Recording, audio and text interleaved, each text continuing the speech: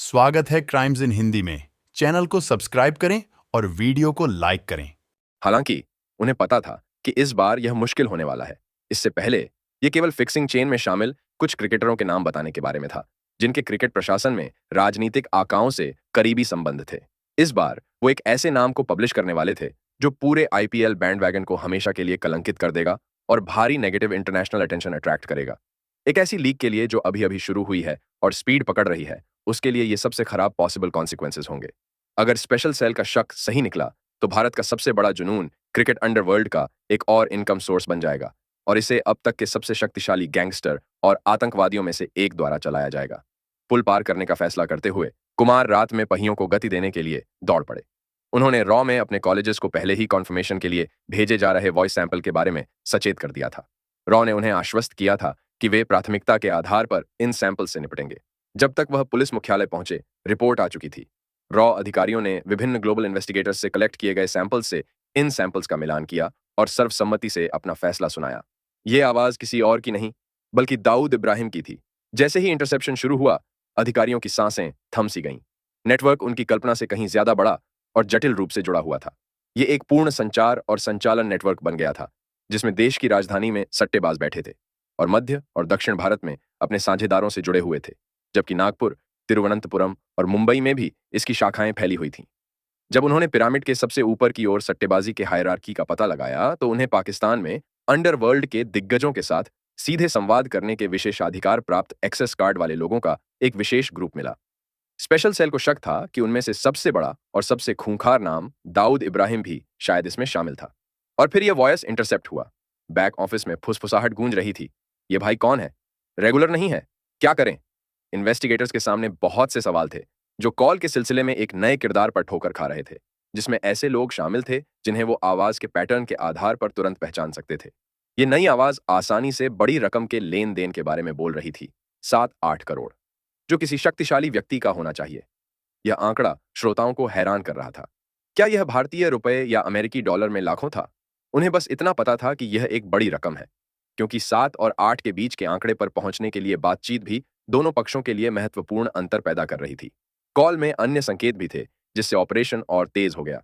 ठेठ मुंबईया स्लैंग, डोंगरी हाव भाव, उर्दू में अभिवादन, कॉल रूटिंग, डिब्बों में ड्रग्स या हथियार और एक मंत्री स्तर के सह षड्यंत्रकारी के बारे में चर्चा जानने को मिली। धीरे धीरे जब श्रोताओं ने अपने हेडफोन उतारे और एक दूसरे को देखा, तो उनके चेहरों पर एक ही सवाल उभर आया। क्या उन्होंने अभी अभी दाऊद इब्राहिम की आवाज सुनी है? 90 के दशक से ही क्रिकेट में सट्टा लगाना लोगों की जानकारी का हिस्सा रहा है। भारत में पुलिस को हमेशा से इसके अस्तित्व के बारे में पता रहा है और कभी कभार छापे और गिरफ्तारियां हुई हैं, जो दैनिक समाचार पत्रों में एक कॉलम से ज्यादा जगह नहीं लेती हैं। हालांकि ये केवल 2000 में ही था। जब सट्टा सुर्खियों में आया, तब इसने पूर्व भारतीय कप्तान मोहम्मद अजहरुद्दीन और बल्लेबाज अजय जडेजा के करियर को खत्म कर दिया। मैच फिक्सिंग ने ऑलराउंडर मनोज प्रभाकर और पूर्व भारतीय कप्तान और हरियाणा हरिकेन कपिल देव की प्रतिष्ठा को भी धूमिल कर दिया, जिनकी कप्तानी में भारत ने अपना पहला क्रिकेट विश्व कप जीता था। हालांकि कपिल ने राष्ट्रीय टेलीविजन पर खुद को निर्दोष बताते हुए रोया था, लेकिन तब तक बहुत देर हो चुकी थी। उनका नाम हमेशा के लिए इस काली दुनिया से जुड़ गया। तब से इस बात की कानाफूसी तो होती रही, लेकिन कभी कोई ठोस सबूत नहीं मिला कि खेल में एक बार फिर से मैच फिक्सिंग शुरू हो गई है। हालांकि 2012 के आईपीएल के दौरान एक मीडिया हाउस द्वारा किए गए स्टिंग ऑपरेशन ने कुछ फर्स्ट क्लास क्रिकेटरों को उजागर किया और पुलिस को इस बात की ओर सचेत किया कि चीजें एक बार फिर गंभीर हो सकती हैं। जैसे जैसे जांच आगे बढ़ी, स्पेशल सेल के सदस्यों को यह समझ में आने लगा कि न केवल खेल में फिक्सिंग फिर से शुरू हो गई है, बल्कि इसने एक नया और बेहतर ढंग से संगठित अवतार भी ले लिया है। यह अब सावधानीपूर्वक योजनाबद्ध, पूरी तरह से पेशेवर और अच्छी तरह से एग्जीक्यूट है। इस मैच फिक्सिंग रैकेट ने क्रिकेट की दुनिया को उलट-पुलट करने की धमकी दी थी। दाऊद कनेक्शन पर संदेह करने से पहले ही स्पेशल सेल को पता था कि दिल्ली में कुछ ऐसे लोग हैं जिनकी तब तक पहचान नहीं हो पाई थी, जो अंडरवर्ल्ड के आकाओं के साथ मिलकर सट्टे के बेहद मुनाफे वाले कारोबार को सफलतापूर्वक अंजाम दे रहे थे। ये न केवल चल रहे या आने वाले मैचों पर दांव लगा रहे थे, बल्कि वे सभी के लिए आपसी प्रॉफिट के लिए कुछ मैच फिक्स करने के लिए क्रिकेटरों से सीधे संपर्क कर रहे थे। इस जुए की मशीनरी को अज्ञात संख्या में सट्टेबाजों द्वारा ईजी बनाया गया था। स्पेशल सेल ने पिछले 1 साल में जांच संस्थाओं के बीच विभिन्न कॉलों का रिकॉर्ड रखने, इन कॉन्वर्सेशंस के दौरान संकेतों के रूप में इस्तेमाल किए गए कोडों को प्रमाणित करने, किसी भी नए नंबर का पता लगाने और सबसे महत्वपूर्ण बात, सभी संभावित संसाधनों की मदद से मैदान पर और बाहर इन कॉल करने वालों को सुनने और इस भयंकर खतरनाक गठजोड़ के वास्तविक प्रसार का अनुमान लगाने के लिए सदस्यों की पहचान करने या उनका पता लगाने का प्रयास करने में कड़ी मेहनत की थी। ऑपरेशन को तेज करने के साथ साथ सीक्रेसी सुनिश्चित करने के लिए जांचकर्ताओं ने खुद को देश भर में संदिग्ध स्थानों पर नागरिक के रूप में फैलाया था, ताकि उन लोगों के बारे में जानकारी जुटाई जा सके जो फैसले ले रहे थे।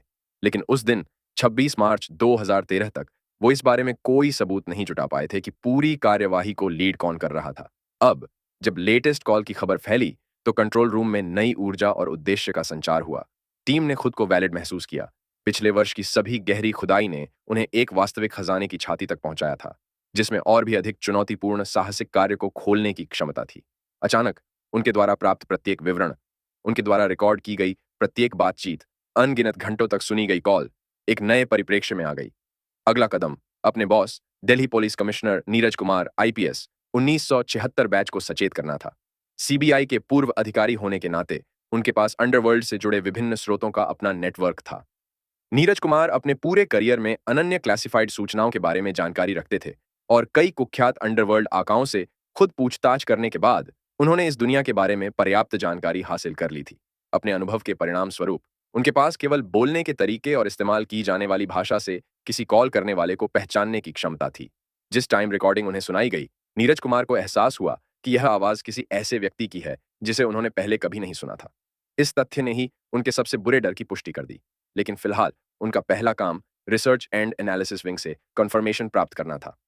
रॉ भारत की प्राथमिक बाहरी खुफिया एजेंसी है, जो अमेरिकी सेंट्रल इंटेलिजेंस एजेंसी की तर्ज पर संगठित है, और इसका मुख्य काम जासूसी, साइकोलॉजिकल वॉर, तोड़फोड़ और हत्याओं के माध्यम से बाहरी खुफिया जानकारी और आतंकवाद विरोधी जानकारी एकत्र करना है। यह विभिन्न देशों की अन्य गुप्त सेवाओं के साथ सक्रिय सहयोग बनाए रखता है। रूस की FSB, NDS, Afghan agency, Israel की मोसाद, सीआईए और MI6, इन सभी का एक कॉमन इंटरेस्ट है, पाकिस्तान का न्यूक्लियर प्रोग्राम। नीरज कुमार को पता था कि रॉ ही एकमात्र भारतीय एजेंसी होगी जो वॉइस सैंपल की कन्फर्मेशन कर सकती है, जिसके बाद इसे सेंट्रल फॉरेंसिक साइंस लेबोरेटरी द्वारा सत्यापित किया जाना होगा। यह बातचीत पहली सीधी टेलीफोन बातचीत हो सकती है। इससे पहले कभी भी किसी बातचीत को टैप नहीं किया गया था, जिससे भारत में संचालित अपराध सिंडिकेट में दाऊद इब्राहिम की संलिप्तता स्थापित हो सकती है।